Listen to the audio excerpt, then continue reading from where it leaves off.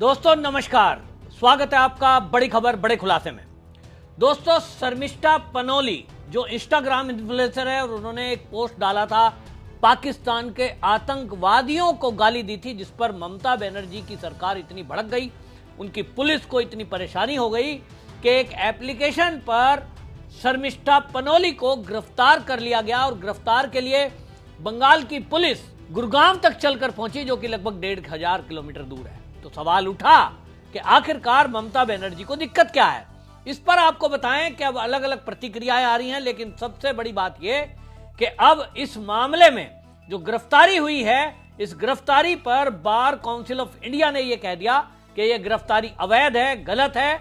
जबकि शर्मिष्ठा ने post delete कर दी, माफी भी मांग ली और जो उसने कहा वो बुरा भला कहा तो आतंकवादियों के लिए कहा था और पाकिस्तान के जो आतंकवादी हैं उनके लिए कहा था।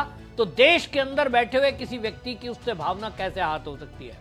और इसलिए जो अब बार काउंसिल ऑफ इंडिया के अध्यक्ष हैं मनन कुमार मिश्रा, उन्होंने ये कहा है कि उन्होंने कहा बहुत चिंता की बात है कि जिसने बेकसूर लोगों की निर्मम हत्या का बदला लेने के लिए चलाए गए ऑपरेशन सिंदूर का विरोध किया, ऐसे दोहरे मापदंडों पर सवाल उठाने वाली कानून की एक युवा छात्रा को चुप करना चाहती है।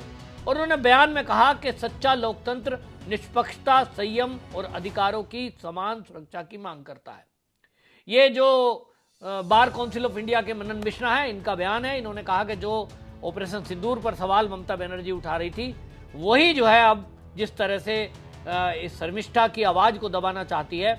और इसमें एक खास बात और कि आप देखिए कि ऐसे अनेक सोशल मीडिया पर पोस्ट लोग डाल रहे हैं कि जिसमें ममता बनर्जी की सरकार में खुद उनके नेता हिंदू देवी देवताओं का अपमान कर रही हैं। उस पर भी एफआईआर हुई, ममता बनर्जी ने उस पर कुछ नहीं किया।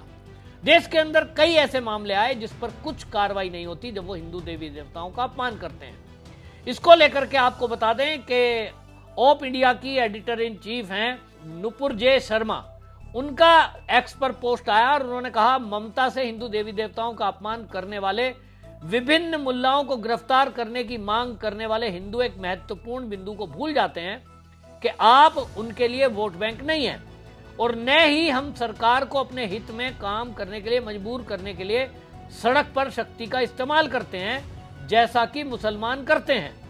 यह कानून के बारे में नहीं है, यह समुदाय के दबाव के बारे में है। आपको बताएं, ऑप इंडिया की जो पत्रकार हैं नुपुर जे शर्मा, वो साफ साफ कह रही हैं कि ममता बनर्जी के लिए हिंदू जो है वो वोट बैंक नहीं है और इसलिए आपकी चिंता नहीं होगी, कितनी एफआईआर दे लो, कितना ही कुछ कर लो। दूसरा, उन्होंने ये भी कहा कि देखिए हम जो है भीड़ तंत्र का हिस्सा नहीं बनते हैं, जैसा कि मुस्लिम कम्युनिटी करती है कि कोई अगर उनके खिलाफ कुछ बोल रहा है, पूरी कम्युनिटी सड़कों पर आ जाती है, बड़े बड़े आंदोलन कर देती है। अभी शर्मिष्ठा के मामले में आप देखिए, बार काउंसिल साथ में आ गई है, बीजेपी साथ में आ गई है, कुछ बयान आ रहे हैं, बड़े बड़े लोग बोल रहे हैं, मैं सबके नाम लूंगा तो गुस्सा हो जाएंगे, लेकिन असली बात तो यह है कि शर्मिष्ठा जेल के अंदर बंद है और शर्मिष्ठा को अभी आजादी नहीं मिली है। तो सवाल उठता है कि यह भीड़ तंत्र, सड़कों पे आना एक अलग बात है, लेकिन क्या देश के अंदर कोई सनातनी, कोई राष्ट्रभक्त अपने आप को कहने वाले वकील, मैं पहले दिन से कह रहा हूं, बड़े बड़े वकील हैं जो सुप्रीम कोर्ट में प्रैक्टिस करते हैं, बड़े बड़े वकील हैं जो हाई कोर्ट में प्रैक्टिस करते हैं, क्या उनमें से एक भी ऐसे का जमीर नहीं जागता कि वो एक लड़की के मामले में, लड़का होता तो चलता कि चलिए 10-5 दिन जेल में रह लेगा, उसको ठीक है बाद में देखेंगे, लेकिन एक कुंवारी लड़की है, पढ़ने वाली स्टूडेंट है और वो न्यायिक हिरासत में है, लेकिन एक भी सुप्रीम कोर्ट के बड़े वकील का जमीर नहीं जागा, जो अपने आप को राष्ट्रवादी कहते हैं, जो अपने आप को सनातनी कहते हैं, जो आपको हिंदूवादी कहते हैं। और मुझे कहने में कतई गुरेज नहीं है कि उनको बड़ा नेता बनना है, बड़ी तालियां बटोरते हैं, बड़े कार्यक्रमों में जाते हैं, पूरे भारत और विदेशों में घूमते हैं, साहब ये बहुत राष्ट्रभक्त बड़े बड़े वकील हैं, इनको बना दो देश के कानून मंत्री, बना दो साहब इनको। तो आप सोचिए कि जो जनता के काम में अभी आगे नहीं आ रहे हैं, अगर इनको कोई बड़ा ओहदा मिल जाएगा तब ये क्या आम जनता के हित का कोई काम करेंगे? इस पर मुझे तो आशंका है। आप सोचिए कि इनके पास पूरा एक सिस्टम होता है, जो सुप्रीम कोर्ट के बड़े बड़े वकील हैं।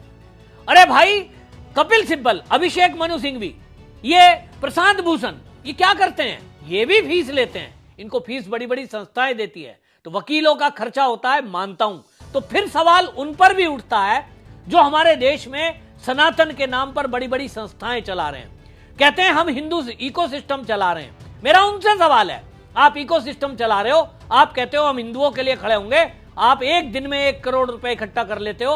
अरे भाई, आप कपिल सिब्बल को ही वकील करो। अगर लगता है कि कपिल सिब्बल और अभिषेक मनु सिंघवी ही फटाफट एक दिन में 1 घंटे में जमानत दिला सकते हैं, तो वो मांग रहा है अगर 1 करोड़ रुपया, तो क्या एक बेटी के लिए 1 करोड़ रुपया इकट्ठा नहीं कर सकते? ये 100 करोड़ का भारत है और इसमें बड़े बड़े सनातनी संत, महात्मा, महंत, आश्रम चलाने वाले, मठ मंदिर चलाने वाले अरबपति लोग हैं। ये सबके ऊपर प्रश्न चिन्ह है कि यदि कोई हिंदू बेटी किसी जिहादी कट्टरपंथी को गाली देने के जुर्म में जेल के अंदर बंद होती है, मैं इसके फेवर में नहीं हूं कि शर्मिष्ठा ने क्या कहा, कैसे कहा, वो बाद की बात है। लेकिन पहली बात यह कि उसने पाकिस्तान में बैठे आतंकवादियों को गाली दी, उसने बॉलीवुड में जो बाकी ऐसे लोग हैं जो ऑपरेशन सिंदूर पर मौन रहे, उन पर सवाल उठाया, तो उठा करके उसके ऊपर एफआईआर करा दी जाती है। और एफआईआर कराने वाले भी कौन है? वो लोग जो पाकिस्तान की एनजीओ चला रहे हैं, यानी पाकिस्तान बेस्ड एनजीओ भारत में चलाने वाले लोग उसके ऊपर एफआईआर करा देते हैं, क्योंकि गाली पाकिस्तान को दी थी। पाकिस्तान देश को गाली नहीं दी शर्मिष्ठा ने, पाकिस्तान में बैठे आतंकवादियों को उसने बुरा भला कहा। यहां बॉलीवुड के लोग जो हैं वो बुरा मान गए जब उसने कहा कि आपके मुंह में दही जम जाती है क्या? ऑपरेशन सिंदूर हुआ, 2 शब्द बोल देते। जब 22 अप्रैल की घटना हुई, बॉलीवुड के ये जो अपने आप को बॉलीवुड के बड़े बड़े दबंग बनते हैं, ये किसी ने भी एक ट्वीट नहीं किया, एक एक्स पर पोस्ट नहीं किया कि हमें बड़ा दुख है कि हिंदुओं का कत्लेआम कर दिया गया, क्योंकि इनको बोलने की कोई बात ही नहीं है। इनको तो लगता है ठीक है, हिंदुओं को धर्म पूछ के मारा है ना, तो मरने दीजिए, इन पर कोई फर्क नहीं पड़ता। तो शर्मिष्ठा भड़की। अब शर्मिष्ठा का जो सवाल था वो तो अपनी जगह आज भी है, और मेरा गुस्सा इस बात को लेकर है कि बार काउंसिल ऑफ इंडिया कह रही है कि हम साथ खड़े हैं, निंदा भी कर रहे हैं, लेकिन आज आप देखिए, मैं देख रहा था कि वो जो शर्मिष्ठा है उसका वकील कौन है। वो वकील आज आप जो मोहम्मद शमसुद्दीन वो वकील हैं उसके, तो मैं ये देख रहा था कि अगर छुड़ाने की कोई कोशिश, राहत दिलाने की कोई कोशिश कर रहा है तो वकील मोहम्मद शमसुद्दीन कर रहा है। बाकी जो अपने आप को अभी तक राष्ट्रवादी और सनातनी और क्या क्या तमगे लिए घूम रहे हैं, वो कहां है भाई? उनकी तो बोलती ही बंद दिखाई दे रही है मुझे। कहीं मीडिया में आकर, जो रोज मीडिया में आते हैं, वो कहीं मीडिया में नहीं आए कि हम आज ही सुप्रीम कोर्ट सुबह जब खुलेगी या रात को, संडे में भी खुलवा देते हैं भाई, हम जाएंगे। अगर ऐसे 1-2 केस कराएं तो पब्लिक में एक मैसेज जाएगा कि देखो ये हिंदुओं के लिए खड़े होते हैं। आप कानून क्या है, कानून नहीं है, गलती की है नहीं की है, वो बाद की बात है, पहले खड़े तो होते। तो फिर आप जब खड़े नहीं हैं किसी के साथ, तब फिर बिल्कुल मैसेज साफ है। जो नुपुर जे शर्मा बोल रही हैं ओप इंडिया की, मुझे उनकी बात समझ में आ रही है कि आप अगर उम्मीद कर रहे हो इस देश में कि कोई हिंदू देवी देवताओं के अपमान पर आपकी एफआईआर पर कार्रवाई करेगा, वो नहीं होगी, क्योंकि आपके अंदर ना तो ये दम है कि आप किसी कोर्ट को रात को 12 बजे खुलवा सके। इतने बड़े वकील आपके साथ नहीं खड़े। जो वकील खड़े हैं उनमें या तो दम नहीं है, या तो फीस मांग नहीं सकते, या तो कोई दे नहीं सकता। मुझे नहीं पता क्या बात है, लेकिन कुल मिलाकर सुप्रीम कोर्ट में आपकी पैरवी करने वाला कोई बड़ा वकील कपिल सिब्बल, अभिषेक मनु सिंघवी जैसा नहीं है। और इसीलिए ये मान ही लो कि सुप्रीम कोर्ट में आपकी बात को मजबूती से रखने वाला कोई वकील नहीं है, तो बस चुपचाप जेल जाने की तैयारी रखो। नंबर 2, आपको बचाने के लिए कोई सरकारी तंत्र भी नहीं आएगा। हालांकि भारतीय जनता पार्टी के नेता शुभेंदु अधिकारी ने शर्मिष्ठा के ऊपर बयान दिया है, शर्मिष्ठा के मुद्दे पर, लेकिन उस बयान का क्या करेंगे, क्योंकि वो जेल से बाहर तो आई नहीं। कंगना रनौत ने बोला है खुलकर, इससे तो बढ़िया है, कंगना रनौत ने बोला शर्मिष्ठा पनोल के समर्थन में, उन्होंने बोला है कि वो कह रही हैं कि ये जो है कानून का इस्तेमाल करके किसी को सताना ठीक नहीं है। कंगना रनौत ने कहा कि शर्मिष्ठा ने अपनी अभद्र भाषा के लिए माफी मांग ली और उस पोस्ट को भी डिलीट कर दिया। उन्होंने कहा कि माफी और पोस्ट डिलीट करने के बाद भी किसी को कानून का इस्तेमाल करके सताना और उसका कैरियर खराब कर देना गलत है। इस दौरान कंगना रनौत ने पश्चिम बंगाल की पुलिस और शर्मिष्ठा की गिरफ्तारी को गलत बताते हुए ममता बनर्जी से तंज लहजे में कहा कि बंगाल को नॉर्थ कोरिया मत बनाइए। कंगना रनौत इससे ज्यादा क्या कर सकती है? वो तो खुद सताई हुई है, लेकिन उसने सीधा कर दिया कि आप नॉर्थ कोरिया मत बनाइए, यानी तानाशाह मत बनिए। ममता बनर्जी पर सीधा प्रहार है। भारतीय जनता पार्टी ने भी कहा कि हम जो है इसमें आलोचना करते हैं और ये हिंदू युवा महिला को निशाना बना रहे हैं। हम इसकी गिरफ्तारी की तीखी प्रतिक्रिया व्यक्त करते हुए कहते हैं, अमित मालवीय ने तृणमूल सरकार का तुष्टीकरण और चुनिंदा तरीके से लागू करने की बात कही, लेकिन ये सब खोखली बातें हैं। एक्स पर आप पोस्ट लिखें, मीडिया में आप बैठ के बोलें, असली बात तो वो है जो नुपुर शर्मा ने कही है। मुझे बात समझ में आती है, वो कहती है कि ना तो आप भीड़ तंत्र जुटा पाते हैं, आपके पास कोई इकोसिस्टम ऐसा नहीं है। कई बड़े बड़े नेता, अब मैं किसी पार्टी का नाम लूंगा तो मिर्ची लग जाएगी, बस आप समझ लें, कई बड़े बड़े नेता कहते हैं हमने एक इकोसिस्टम बनाया है, हम कुछ मिनटों में घंटों में 1 करोड़ रुपए इकट्ठा फला करके फला को दे आए। कहां है भाई इकोसिस्टम? क्यों नहीं खड़ा हुआ? क्यों नहीं पूरे देश में और या बंगाल में इस शर्मिष्ठा को लेकर आंदोलन या प्रदर्शन हुआ? कहीं नहीं। एक एक करके इसी तरह सब जेल जाते रहेंगे, सबका कन्हैया लाल जैसा हसर होता रहेगा और एक एक करके सबका नंबर आता रहेगा। ये सब अपनी रोटी सेकते रहेंगे। सबको नेता बनना है, सबको राजनीति करनी है, हिंदू हिंदू की बात करेंगे, सनातन सनातन की बात करेंगे, देशभक्ति की लंबी चौड़ी भाषणें देंगे और कानून में परिवर्तन कर दो, कानून फैलाना, ढिमका, ये ऐसा वो ऐसा। और जैसे ही पोस्ट मिलता है, बस पद मिला, मंत्री बने, एमएलए बने, एमपी बने, उसके बाद गायब, क्योंकि लक्ष्य तो पूरा हो गया। बिल्कुल वही पैटर्न है जो पैटर्न ये कभी हम कहते हैं आम आदमी पार्टी के नेताओं ने अपनाया।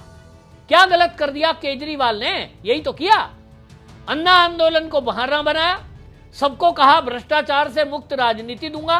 जनता को लगा राजनीति में भ्रष्टाचार मिटाने आया है, हमें राजनीति में भ्रष्टाचार से हम त्रस्त हैं। सारे आंदोलन में साथ खड़े हो गए और अरविंद केजरीवाल ने जैसे ही मुख्यमंत्री पद पाया, उसके बाद असली रंग सामने आया।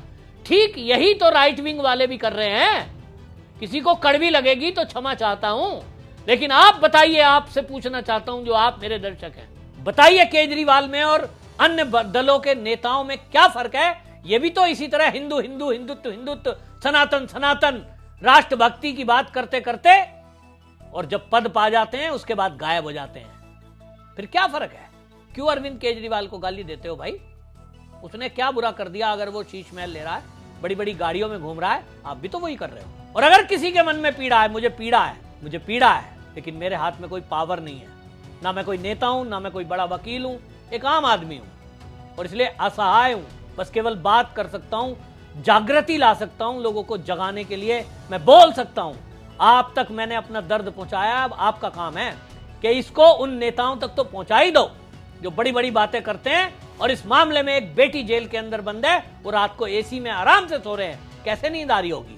जब तक वो बेटी बाहर नहीं आ जाती, जब तक बेचैनी होनी चाहिए। और आपको बताएं, जितनी लिस्ट लंबी लंबी सोशल मीडिया पर पड़ी है कि इसने हिंदू देवी देवता का अपमान कर दिया, फलाने ने कर दिया, इसने कर दिया, कुछ नहीं होने वाला। जो नुपुर शर्मा कह रही है, जब तक कि हमारे में वो ताकत ना हो, संगठित होने की शक्ति ना हो, तब तक ये देश ना तो न्याय व्यवस्था झुकती है, ना कोई हमारी नेता सुनता है।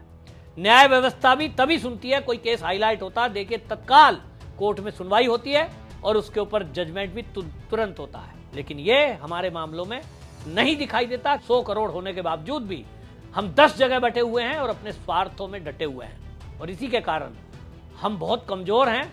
ये मानने के बजाय हम शुतुरमुर्ग की तरह मुंडी को रेत में देकर आराम से कहें हम तो 100 करोड़ हैं साहब, और जय श्री राम। तो इस जय श्री राम के नारे से कुछ नहीं होगा, क्योंकि जय श्री राम जी ने जो जीवन जिया, उनका जो चरित्र था, उस चरित्र को अपनाना पड़ेगा। उनके चित्र को पूजने से कुछ नहीं होने वाला है। आपकी इस पर क्या राय है? कमेंट में जरूर लिखिए, वीडियो को शेयर करिए। वंदे मातरम।